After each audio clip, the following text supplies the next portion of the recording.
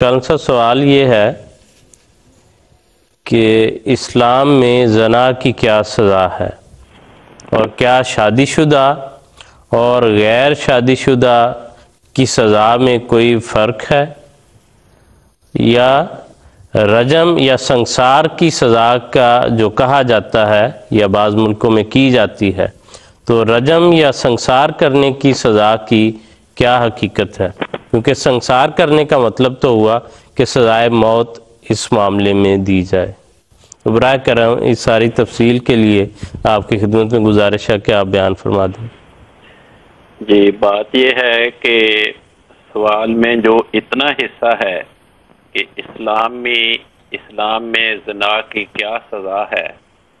اس کا مختصر جواب تو یہ ہے کہ محض زنا کے گناہ کی اسلام میں کوئی سزا مقرر نہیں ہے۔ گناہوں کی عام طور پر گناہوں کی سزا کے لیے اللہ تعالیٰ نے قیامت کا دن مقرر فرمایا، اور دنیا میں ہمیں یہ حکم دیا گیا کہ ہم اگر کسی کے گناہ، اس کے کسی عیب پر اطلاع پائیں تو ہم اس کے گناہ اور عیب کو کسی کے سامنے بیان نہ کریں، بلکہ اس کے عیب پر پردہ ڈالیں، اس کے گناہ اور عیب کو چھپائیں، اور خود گناہگار کو بھی شریعت نے یہ حکم دیا کہ وہ اپنا گناہ، اپنا عیب وہ کسی کے سامنے بیان نہ کرے۔ یعنی دو باتیں ہیں کہ انسان خود بھی اپنے گناہوں کو، اپنے عیوب کو چھپائے، کسی کے سامنے بیان نہ کرے، اور دوسروں کو بھی شریعت نے یہ حکم دیا کہ کسی کا گناہ اور اس کا عیب دیکھ کر اس کو کسی کے سامنے بیان نہ کرو، بلکہ اس کو چھپاؤ، اس پہ پردہ ڈالو۔ ہاں، اگر کوئی انسان زنا کے گناہ کا ارتکاب کرتا ہے اور اسے پھر پبلک میں بیان کرتا ہے، اپنے اس جرم کا چرچا کرتا ہے پبلک میں، حاکم وقت کے سامنے یا عدالت میں آ کر وہ پوری اسٹیٹ کے سامنے اس بات کو بیان کرتا ہے اور اپنے گناہ کی تشہیر کر رہا ہے، تو پھر یا ایسے انداز سے اس گناہ کا ارتکاب کر رہا ہے کہ 4 آدمی اسے دیکھ لیتے ہیں،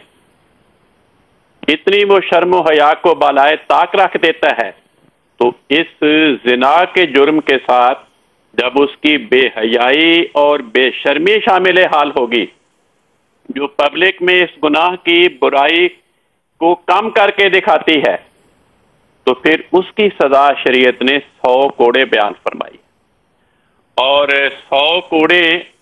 وہ آج کل جیسا کہ یہاں ضیاء الحق کے دور میں یا بعض اور علاقوں میں کوڑے مارے جاتے ہیں، جس کے نتیجے میں بعض اوقات انسان مر جاتا ہے یا مرنے کے قریب پہنچ جاتا ہے۔ رسول پاک صلی اللہ علیہ وسلم اور خلفاء کے زمانے میں سزا کے طور پر ایسے کوڑوں کا رواج نہیں تھا۔ کوڑے کو عربی زبان میں جلدہ تن کہتے ہیں۔ جلدہ تن کے معنی ہیں ایسی ضرب جس کا اثر انسان کی جلد، انسان کی سکن تک پہنچے، اس کی جلد سے آگے ہڈیوں پر، یا اس کو ضرب شدید نہ لگے۔ اور مراد اس سے یہ ہے کہ جو انسان پبلک میں